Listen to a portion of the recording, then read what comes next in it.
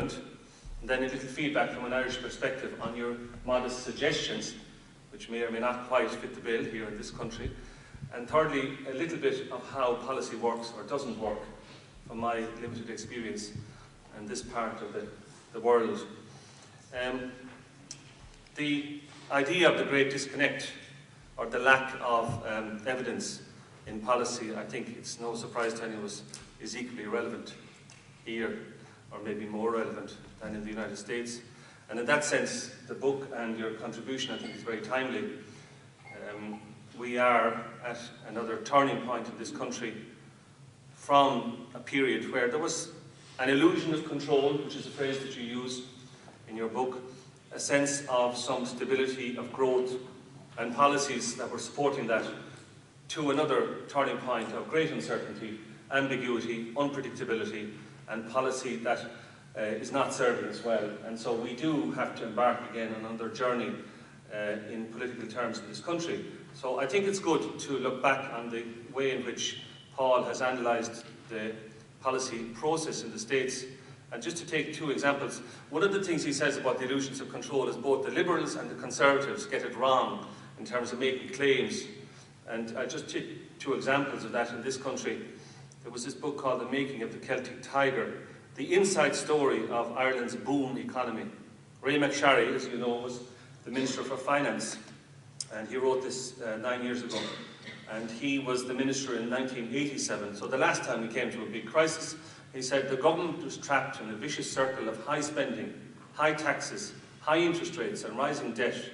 The task facing the new government was to turn the vicious circle into a virtuous one, where interest rates would decline, spending would fall, growth would accelerate, employment would rise, and the debt burden would stabilise. It was a formidable challenge. However, within weeks of taking office, and he goes on and on and on about all the great things that happened within weeks of taking office, and that it helped to give a great psychological boost to the country, and so on. And the whole book is about that thesis, that the policies of that government at that time, 87 to 92, basically created this boom. And I think that Paul's view of that would be that perhaps some of those claims are overstated.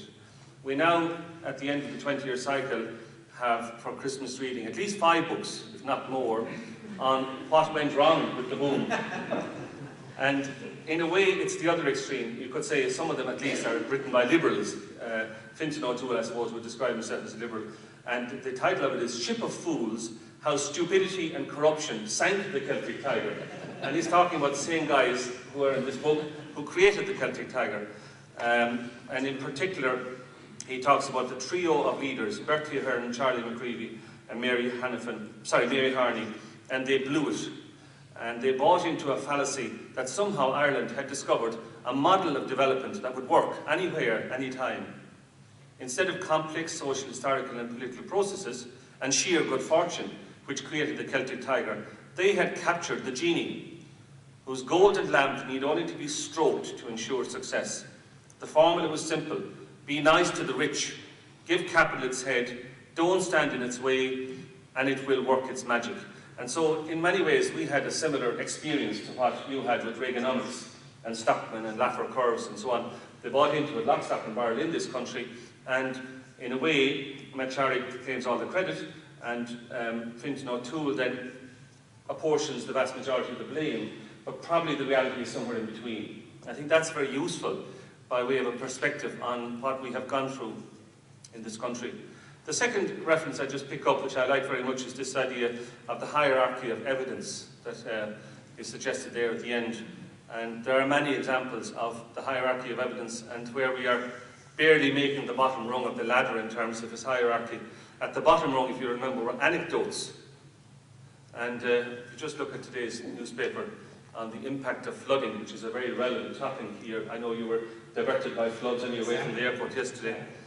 And this letter from a gentleman called John Kennedy, he refers to a Dáil debate 5 years ago, in November 2004, in which 2 Green Party TDs challenged the Prime Minister, the same Bertie Ahern, about the folly or the policy of building on floodplains. And they mentioned at the time Clonmel, Lucan and Dunboyne, and 2 of those places have flooded again last week. And Bertie's reply, this is the Taoiseach of the country: regarding building on floodplains, Since the population had risen by 1 million since 1973, those extra 1 million people have to live somewhere. So first of all, the population hadn't risen by 1 million in the 3 years. But secondly, the idea that they would live somewhere and what was wrong with floodplains, that is the kind of, at best it's charitable to call it anecdotal actually, but that is the basis of policy making for much of the period of time. So again, this notion of trying to think of a hierarchy of evidence I think is relevant. But I'm not so sure, Paul, about some of your suggestions. I know you called them modest suggestions. One of them was to try, and your phrase was, infiltrate the other side by educating leaders. And I was asking myself the question, well, how would you go about that in this country? Who would you be trying to educate? Who are the leaders? And it's not quite as simple as who are the government in a way, because I think policy in Ireland is made in sort of a different way from the United States. But if you were to try and educate leaders, where would you go to find them before they became leaders? Your idea was the law schools and the business schools, that they're studying economics and law, and you push statistics into those courses. But if you look at the Irish government at the moment, okay, there are 3 lawyers in it, which luckily enough happens to be the Minister of Finance, the Taoiseach, and the Minister for Defence.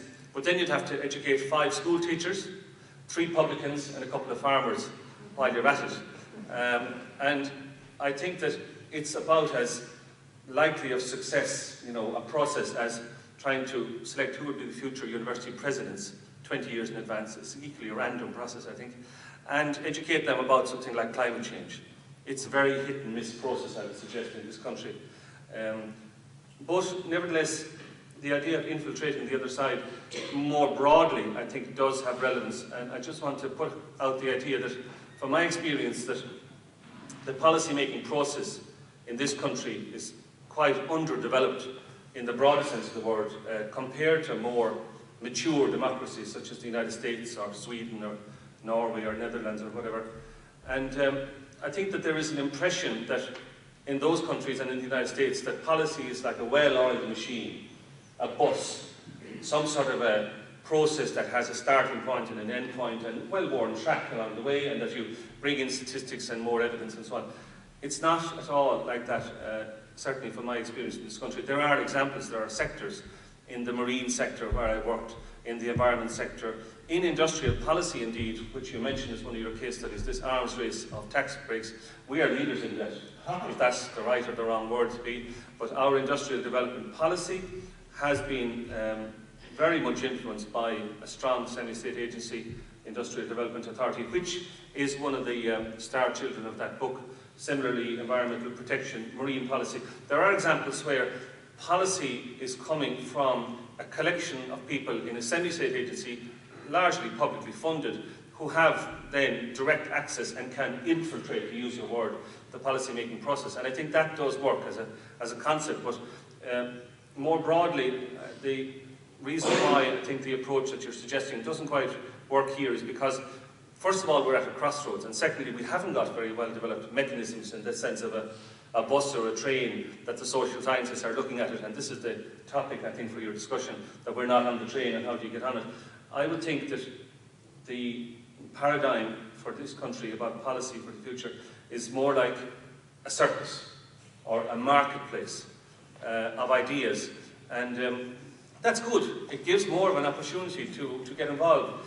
A number of people in this room, and I think Rory O'Donnell referred to it yesterday, were involved in this review of development and learning possibilities in Ireland. It's the Futures Ireland report, just published in the last few months.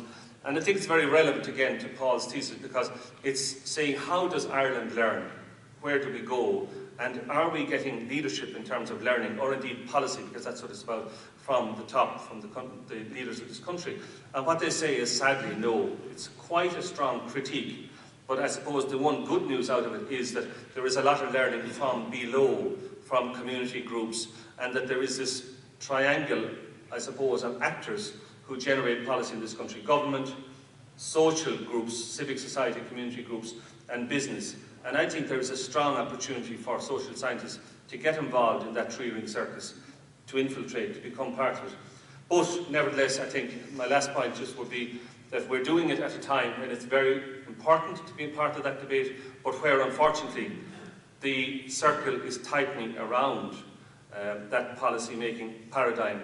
We talked about it last night. There is a reassertion of control by the centre, the so-called centre of this country, because of financial difficulties, the Department of Finance, you're seeing it every day in terms of government decisions, are taking control away from local communities on all sorts of areas of policy. So it is a tough time to be doing it, but it is even more important than ever. So I think in terms of looking at whether the emperor has no clothes or not, about the illusion of control, about hierarchy of evidence, we have a lot to learn from Paul, and I think his intervention and being here is very timely. But as regards some of the suggestions, we have to broaden the context of infiltration before we can make some sense of it in this country. Thank you. Thank you. Thank you.